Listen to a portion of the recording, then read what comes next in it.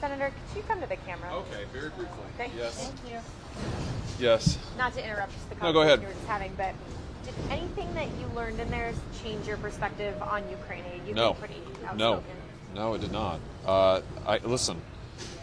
What I heard in there, let me just choose my words carefully, given it was a classified briefing. But I'll just say this: I mean, if there's some path to victory in Ukraine, I didn't hear it today, and I also heard that there was going to be no end to the funding requests. So I think this latest request for what is it, $24 billion? That is not the end. They made that very clear. It's not close to the end.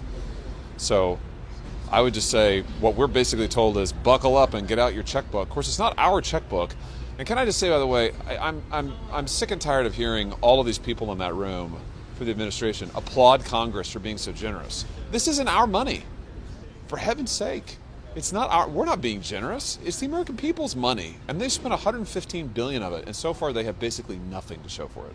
And they're going to ask for a heck of a lot more. $24 billion is not the end. Not even close so what to the end. happens if Congress doesn't help them with what they need? Well, hopefully, number one, our European allies will actually do something. And they just confirmed to us again that we have spent more than all of Europe combined.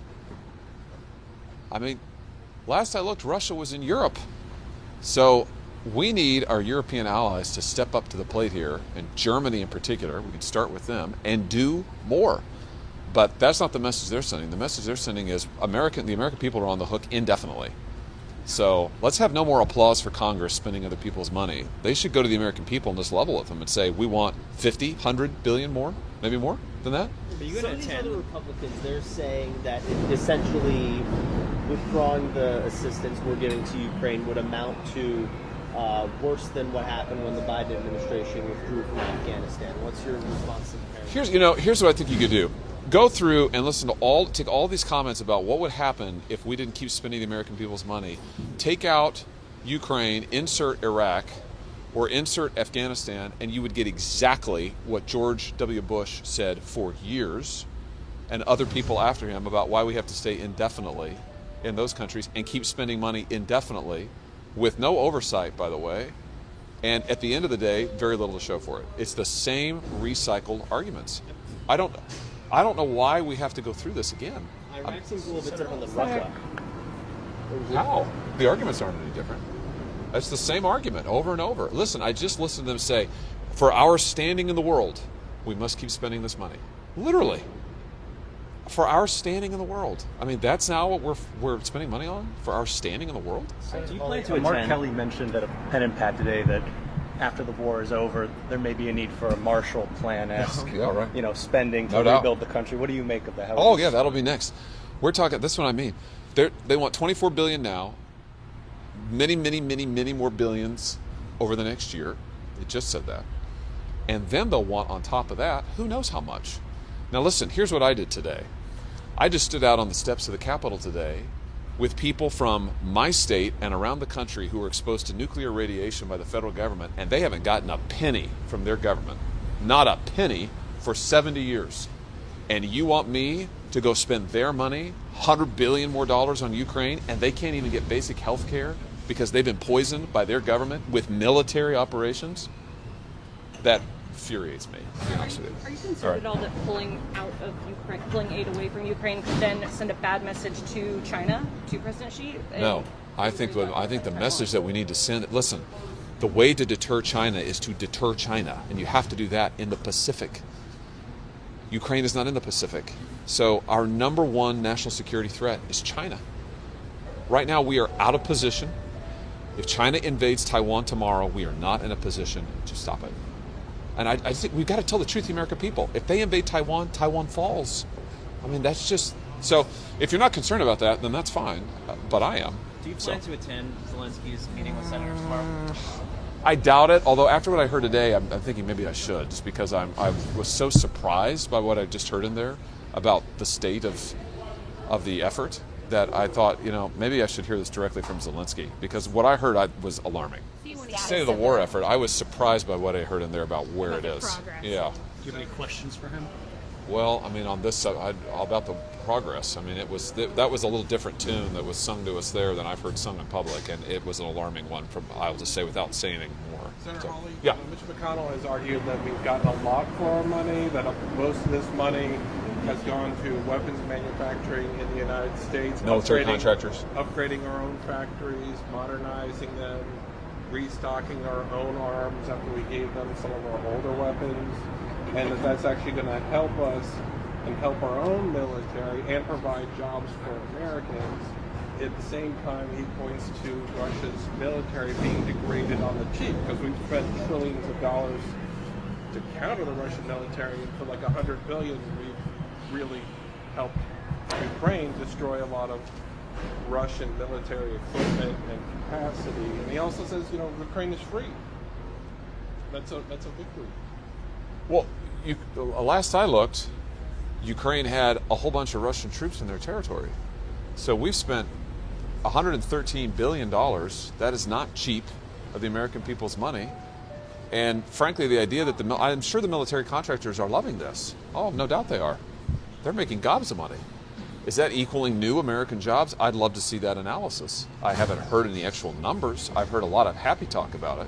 I've also heard from the same people that spending of money in Ukraine is deterring China. I mean, these folks, if they want, they need to make the case for Ukraine. If they have a strategy to win, let's hear it. If they have a strategy to actually end this conflict, let's hear it. But let's not have any more, frankly, misleading comments. Let's not lie to the American people about what we're doing and where we are. Let's not tell them we're winning when we are not. Let's not tell them that Ukraine is winning when it's not. Let's not tell them we're ready to stop China when we are not. They lied to us about Iraq. They lied to us about Afghanistan. I'm frankly tired of having them actively mislead us about Ukraine. I mean, this should stop. These people should stop. Do you think that they should try to provide the equipment to drive Russian forces entirely out of Ukraine? No. Should we? No. Absolutely not. No, we should not. I'm totally opposed to putting American troops on the ground. They say they are, but I'm not talking about troops. no. Do you think that they should? No, I think we should. No, we spend $115 billion. What we ought to be doing is getting our force posture where it needs to be in the Pacific vis-a-vis China, where we are badly out of position. The other argument that's made, including by Mark Kelly, who just came back from Ukraine, is sort of a domino effect argument. That if we pull out of Ukraine, Like Vietnam. that they would then be on the doorstep of Poland, they would be emboldened to go after Lithuania and all these other satellite states that used to be part of the Soviet Union. Well, wait, you just said a second ago that their military is significantly degraded. So how are they going to, it's one or the other, right? Either the military is degraded and they're not in position to do that, or they're about to overrun all of Europe. It's not both. So, I mean, I think you should put that question to the folks who say that. I mean, is their military, is it a roaring tiger, or is it degraded? I mean, it's one or the other.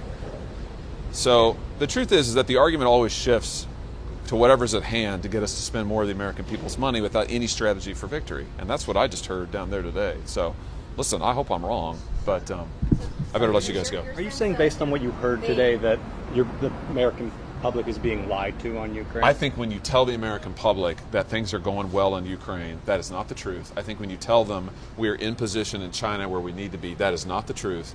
When you tell them that doing what we're doing in Ukraine is helping with the China fight, that is not the truth. Chair now recognizes himself for an opening statement. The fix is in. Even with the face-saving indictment last week of Hunter Biden, everyone knows the fix is in. 4.5 years.